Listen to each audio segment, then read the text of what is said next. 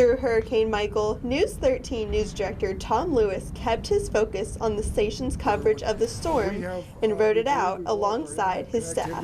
When you take this kind of a job, you make a commitment that this is what you do. You can't just go, oh, storm's coming, I have to leave, good luck, y'all. That's not how it works. So you really have to give up a certain amount of what you would normally do on a personal level to prepare for that, to make sure that the community's informed, to make sure that everybody here at the station knows what they're doing, and also to protect the people that work here. As Michael approached, many were astounded by how quickly the storm moved and how strong it became. News 13 stayed on the air for 17 hours straight.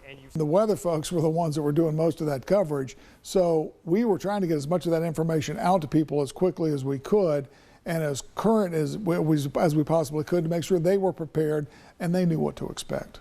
At one point, Michael passed directly over the station. The station went off the air and the roof began to leak. About it, or just lost power. You can hear us, but you can't see us, maybe. You could hear a lot of rumbling up top, but we didn't know if our roof was coming off. As it turned out, it was, and it was the roof next door that was rolling across ours. But you know, when you're standing there in the middle of the newsroom in the dark with about 30 faces looking back at you going, what do we do now, Dad?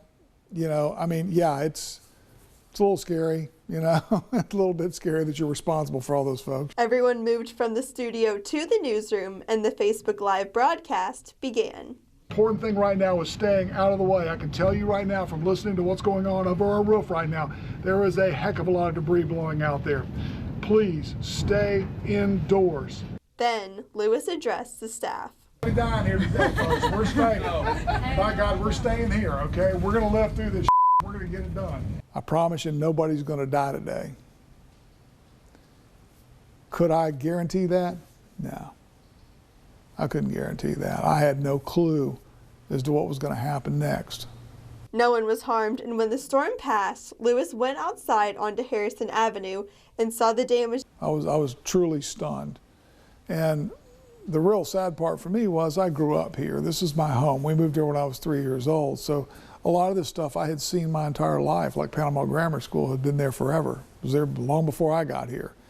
And to see landmarks damaged and gone, it's just, it was gut-wrenching. It was really painful to look at some of the damages. While crews worked to restore the TV signal, stories were sent to WFLA in Tampa to be broadcast online. We were going out doing stories, sending them to Tampa, and then Tampa would turn around and put them on mypanhandle.com, and that's how we stayed on the air, and that's how we kept people informed. Just 2 days after the storm, we are broadcasting live from our WMBB studios in downtown Panama City with a special report of Hurricane Michael, the aftermath, day 2. Lewis said he is proud of how his staff showed up, ready to work. They took what was an historic disaster in stride. I mean, I know a lot of people were scared, but almost every single one of our employees got there Friday morning after the storm hit and said, okay, what do we want to do now? What do you want me to do? I'm ready to go. Soon after the storm, you started hearing something new at the end of our stories. News 13, Panhandle Strong. Panhandle strong. Panhandle strong. Panhandle Strong. Panhandle strong. Panhandle Strong. Panhandle Strong. And to Lewis, that phrase means several things.